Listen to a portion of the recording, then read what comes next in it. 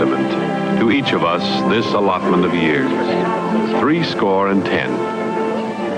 And in these years, there is the time of man, a time to fulfill his destiny, to work together with his fellow man in the wonderfully complex pattern of everyday life.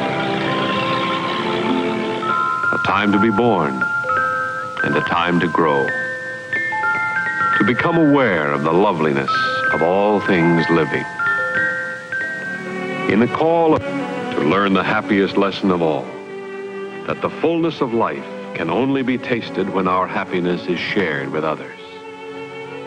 And later, a time of maturity, to reflect, to relax, to enjoy. Yes, this is the heritage to which we are born, the blessings to which we may all look forward.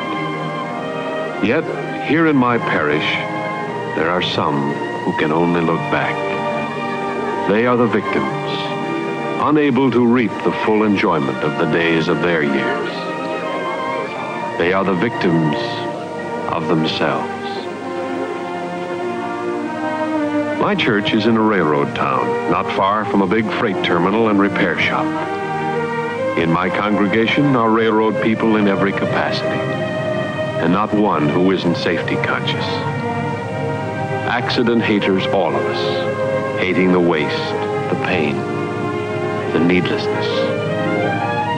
Yet, try as we may, do what we will, there comes a time.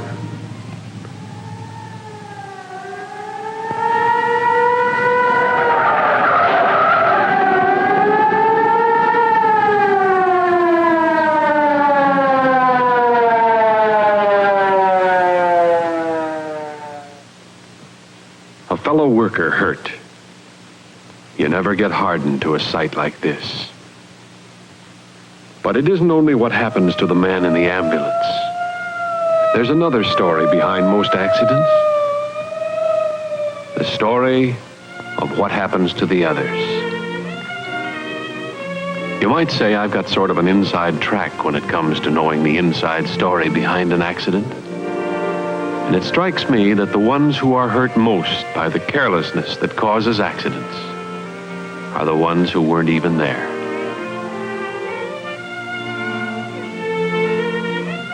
I often stop by here for a cup of coffee. Whenever I do, I'm reminded of the things that happened to the people who weren't even there. I reread the story in the sad eyes of the girl who serves me. This is Helen. Although she has never been in an accident, Helen is nevertheless an accident victim. Her eyes were not always sorrowful. Once they were bright and shining. Yes, I remember how those eyes used to glow whenever Helen thought about Joe. Joe Tendler was his name. In those days, Joe was about as average a young fellow as you'd be likely to meet. Young, nice-looking, easygoing, good company. He hadn't a complaint in the world. Well, maybe one complaint. He was getting a little tired of being a bachelor, eating on the run, cleaning up your own place if you got around to it. But all that was due for a change pretty soon. Yes, Joe was a pretty lucky guy. A good job as road electrical foreman, a wonderful girl who wanted nothing in the world more than to be Mrs. Joe. On his way to the job that morning, Joe had to stop by to see Helen. There was something he'd forgotten to give her last night.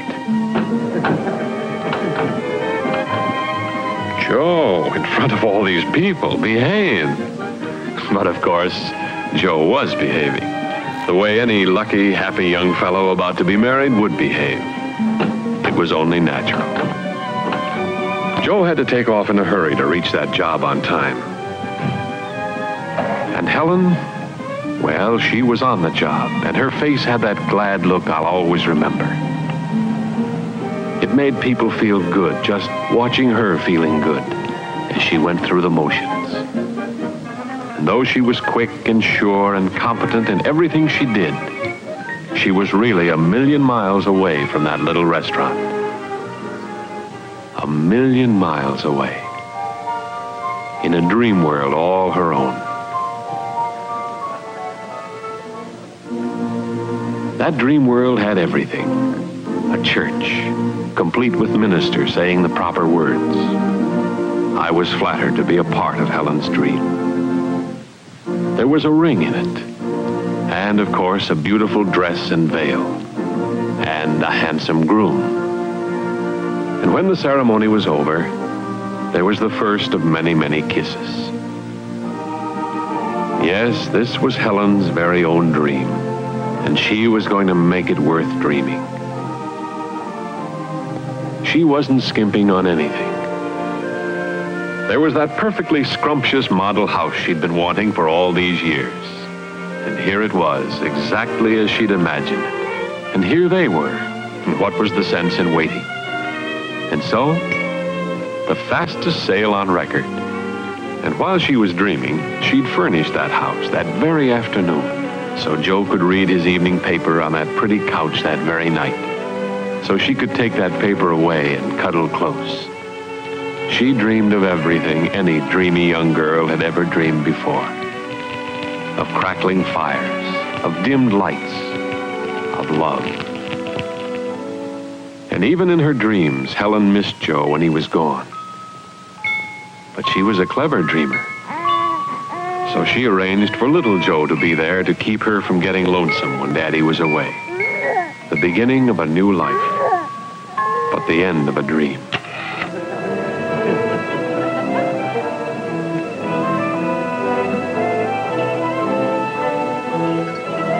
But on the job late in the afternoon of that day, the real-life Joe was in a real live hurry. He hadn't seen his Helen since early that morning. Come on, you guys. Get a move on. Let's get out of here. To the impatient Joe, the men seemed almost purposely stalling as they stowed their gear. And now the wheels of fate were set in motion. Call them the wheels of fate or the wheels of chance. But consider, the man at the wheel was in the driver's seat. It was Joe who was calling the turn of the wheels. You went through a stop sign. Better take it easy, Joe.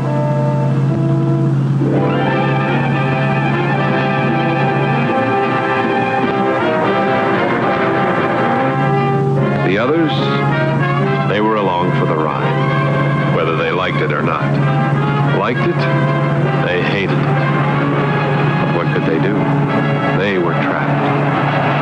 Yes, Joe had a date, and he just couldn't get there fast enough.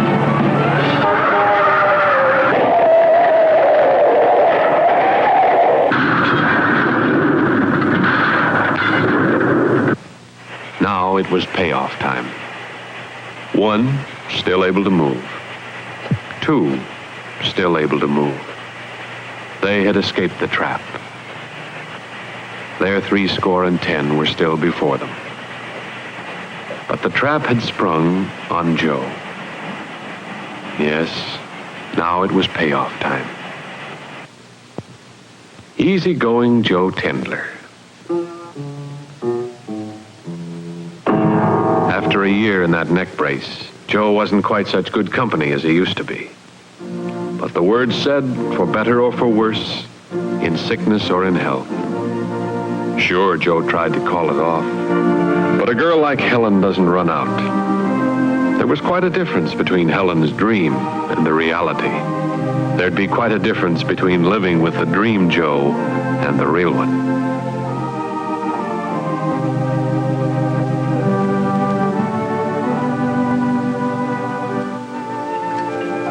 It needn't have happened at all.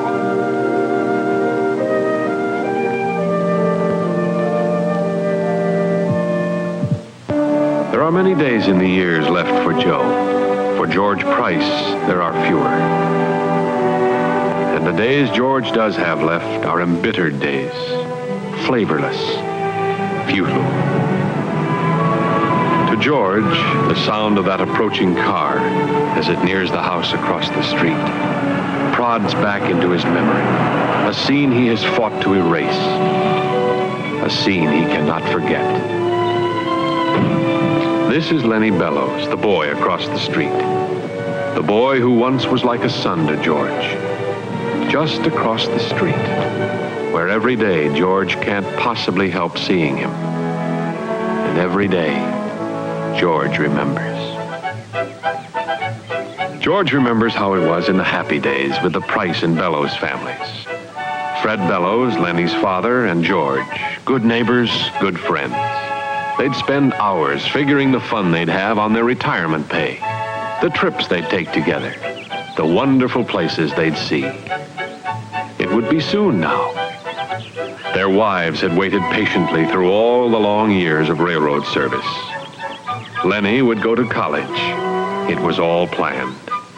There wasn't a cloud in the bright blue sky of their future.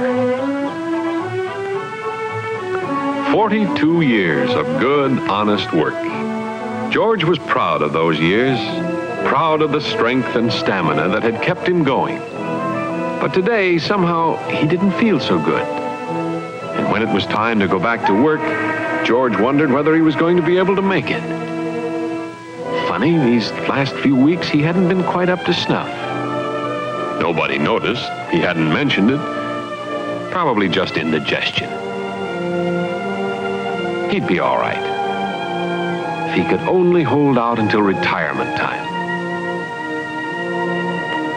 But now he had a job to do, and nobody was going to say George Price gave up on the job. And so, as Fred Bellows climbed up to go back to his job, George went back to his. A small voice whispered, "Report sick. Get a relief man. Don't be a fool, George." But George had a job to do, and he was going to stick to it. So there was George. And Fred. And Bill said, "Come on, easy."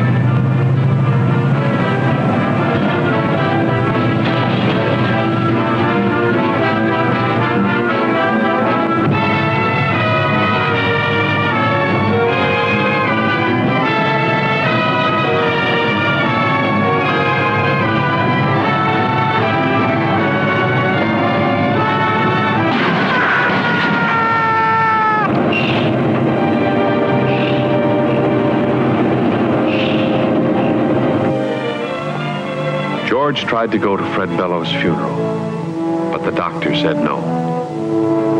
You don't walk around 2 days after a heart attack. But they couldn't keep him away from the window. He watched Grace and Lenny. Lenny, who wouldn't be going to college this fall, or any fall. Grace, who faced a future of grief and loneliness.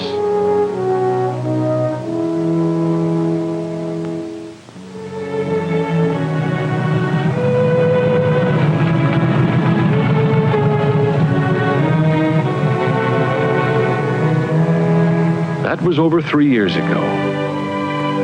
George still can't get around very well. Lenny Bellows still lives across the street. And though he has long since forgiven George, yet his simplest actions have become, to George, signs of rejection and hatred.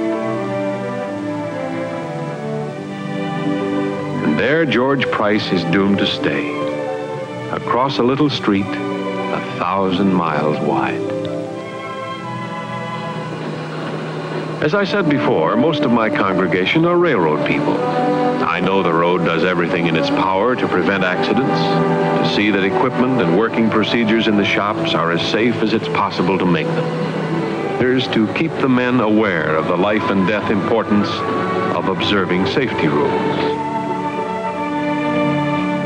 Yet, still they come, the ones who forget, even for the barest fraction of a second, that with safety, there are no second chances. Not all trips to the hospital, though, are necessarily disastrous. For example, there was the trip Charlie O'Neill made with his wife. That was about the happiest trip Charlie ever took. He and Sue had been looking forward to it for years, waiting, hoping. Finally, it happened. There'd be a new little O'Neill along any minute now. Charlie was so happy he forgot everything else. Well, almost everything. He He didn't quite believe them a little later when they told him it might take a while, and he might as well go back to work. They'd call him. On the way to the shop, he remembered something. It was just about the last thing he did remember that day. Cigars. They weren't going to catch Charlie off base when the big news came. He hoped it wouldn't be too long before he could break them out. There was a phone call coming, he told the foreman. A big one. Please get it to him fast when it came. Charlie did remember one more thing that day. To take proper care getting Bill's attention. Gentle pressure on the shoulder so as not to startle him. That hissing open flame is deadlier than any snake. Charlie knew it. Every man who works a torch knows it. When you come near them, you come up smooth. You don't make any sudden motion.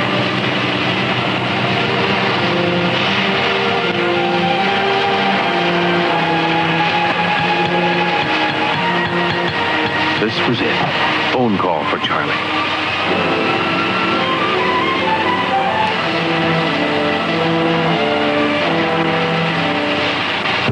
Yes, yes. A boy. 9 pounds. Wow. You can forgive Charlie for being excited. Who wouldn't be? A newborn father is one of the most excitable people in the whole world. You can forgive Charlie for passing out cigars during work hours, even though he knew he should have waited till lunch. You can even forgive Charlie for what happened next, for that one instant of final, fatal forgetting.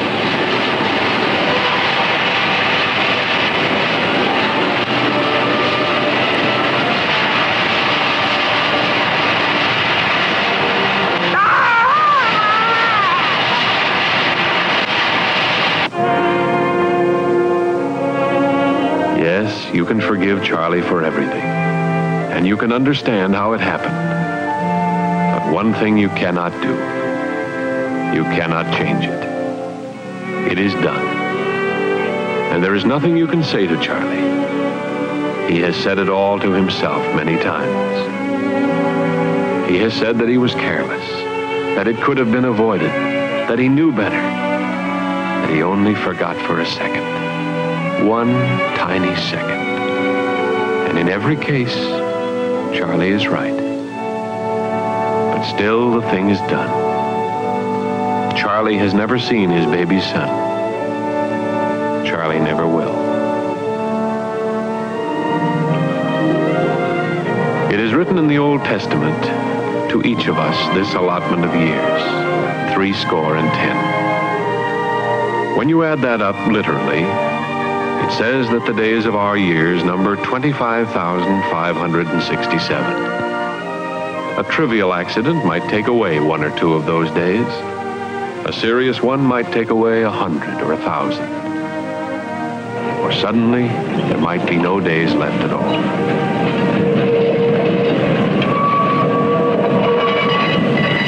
The Lord has allotted them. Let not man by his thoughtlessness diminish the blessings of the Lord.